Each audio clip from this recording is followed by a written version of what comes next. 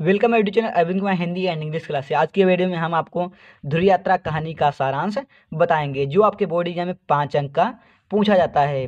ध्रुव यात्रा कहानी के जो है राइटर जो है मतलब लेखक जयनंद कुमार जी हैं। अगर आप हमारे यूट्यूब चैनल पर नए हैं तो कर लीजिए चैनल को सब्सक्राइब और बेल आइकन को दीजिए प्रेस, जिससे कि लेटेस्ट वीडियो के अपलोड की जानकारी सबसे पहले आपको प्राप्त हो सके। चलिए वीडियो को करते हैं स्टार्ट। ध्रुव यात्रा कहानी, जिसके जो है लेखक जयनंद कुमार जी हैं, और सारांश समझ लीजिए अब। राजा रिपुदमन बहादुर उत्तरी ध्रुव को जीतकर अर्थात उत्तरी ध्रुव की यात्रा करके यूरोप के नगरों से बधाइयाँ लेते हुए भारत आ रहे हैं। इस खबर को सभी समाचार पत्रों ने मुख्य पृष्ठ पर मोटे अक्षरों में प्रकाशित किया। उर्मिला, जो राजा रिपुदमन की प्रेमिका है और जिसने उनसे विवाह किए बिना उनके बच्चे को जन्म दिया था, उसने भी इस समाचार को पढ़ा। उसने यह भी पढ़ा कि वे अब बम्बई पहुंच चुके हैं, जहां उनके स्वागत की तैयारियां जोर शोर से की जा रही हैं। उन्हें अपने संबंध में इस प्रकार के प्रदर्शनों में तनिक भी उल्लास नहीं है, इसलिए वे बम्बई में न ठहरकर प्रातः होने के पूर्व ही दिल्ली पहुंच गए। उनके चाहने वाले उन्हें अवकाश नहीं दे रहे हैं। ऐसा लगता है कि वे आराम के लिए कुछ दिन के लिए अन्यत्र जाएंगे। राजा रिपुदमन को अपने से ही शिकायत है, उन्हें नींद नहीं आती है। वे अपने किए पर पश्चाताप कर रहे हैं। जब उर्मिला ने उनसे शादी के लिए कहा था तो उन्होंने परिवारजनों के डर से मना कर दिया था। उनकी वही भूल आज उन्हें पीड़ा प्रदान कर रही है। वह उसके विषय में बहुत चिंतित हैं। दिल्ली में आकर वे आचार्य मारुति से मिलते हैं, जिनके बारे में उन्होंने यूरोप में भी बहुत सुन रखा था। आचार्य मारुति तरह तरह की चिकित्सकीय जांच के परिणामों को ठीक बताते हुए उन्हें विवाह करने की सलाह देते हैं, लेकिन रिपुदमन स्वयं को विवाह के अयोग्य बताते हुए इसे बंधन में बंधना कहते हैं। आचार्य मारुति उन्हें प्रेम बंधन में बंधने की सलाह देते हैं और कहते हैं कि प्रेम का इनकार स्वयं से इनकार है। अगले दिन राजा रिपुदमन उर्मिला से मिलते हैं और अपने बच्चे का नामकरण करते हैं।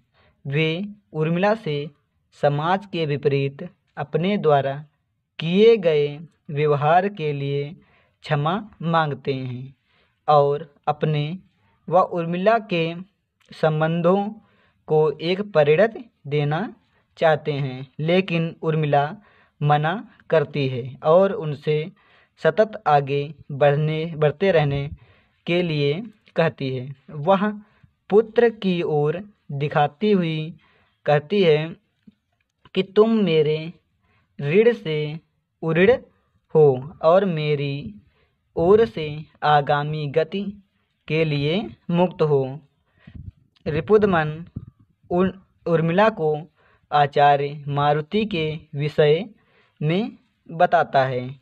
वह उसे ढोंगी, महत्व का शत्रु और साधारणता का अनुचर बताती है। वह कहती है कि तुम्हारे लिए स्त्रियों की कमी नहीं है, लेकिन मैं तुम्हारी प्रेमिका हूँ और तुम्हें सिद्धि तक पहुँचाना चाहती हूँ, जो कि मृत्यु के भी पार है। रिपुदमन आचार्य मारुति से मिलता है तथा उसे बताता है कि वह उर्मिला के साथ विवाह करके साथ में रहने के लिए तैयार था, लेकिन उसने मुझे ध्रुव यात्रा के लिए प्रेरित किया और कुछ मेरी स्वयं की भी इच्छा थी। अब वह मुझे सिद्धि तक जाने के लिए प्रेरित कर रही है। आचार्य मारुति स्वीकार करते हैं कि उर्मिला उनकी ही पुत्री है। वे उसे विवाह के लिए समझाएंगे। जब उर्मिला आचार्य के बुलवाने पर उनके पास जाती है तो वे उससे विवाह के लिए कहते हैं। वह कहती है कि शास्त्र से स्त्री को नहीं जाना जा सकता, उसे तो सिर्फ प्रेम से जाना जा सकता है। वे उसे रिपुदमन से विवाह के लिए समझाते हैं, लेकिन वह नहीं मानती। वह स्पष्ट कहती है कि मुक्ति का पथ अकेले का है। अंत में आचार्य उर्मिला के ऊपर इस रहस्य को प्रकट कर देते हैं कि वे ही उसके पिता हैं। इस अभागिन को भूल जाइएगा, यह कहती हुई वह उनके पास से चली जाती है। रिपुदमन के पहुंचने पर उर्मिला बताती है कि वह आचार्य से मिल चुकी है। रिपुदमन उसके कहने पर दक्षिणी ध्रुव के शटलैंड द्वीप के लिए जहाज तय करते हैं। अब उर्मिला उनको रोकना चाहती है, लेकिन वे नहीं रुकते, वे चले जाते हैं। रिपुदमन की ध्रुव पर जाने की खबर पूरी दुनिया को ज्ञात हो जाती है।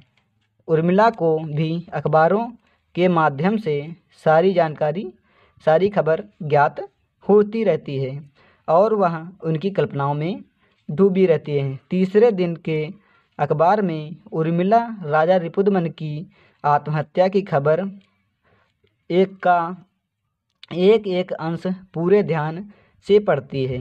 अखबार वालों ने एक पत्र भी छापा था जिसमें रिपुदमन ने स्वीकार किया था कि उनकी यह यात्रा नितांत व्यक्तिगत थी, जिसे सार्वजनिक किया गया। मैं किसी से मिले आदेश और उसे दिए गए अपने वचन को पूरा नहीं कर पा रहा हूँ, इसलिए होशो हवास में अपना काम तमाम कर रहा हूँ। भगवान मेरे प्रिय के अर्थ मेरी आत्मा की रक्षा करें। यहीं पर कहानी समाप्त हो जाती है। अगर ध्रुव यात्रा कहानी का सारा समझ में आया है तो आप हमारे YouTube चैनल को सब्सक्राइब कर लीजिए और वहां से आप 12th के हिंदी के सारे वीडियो देख सकते हैं।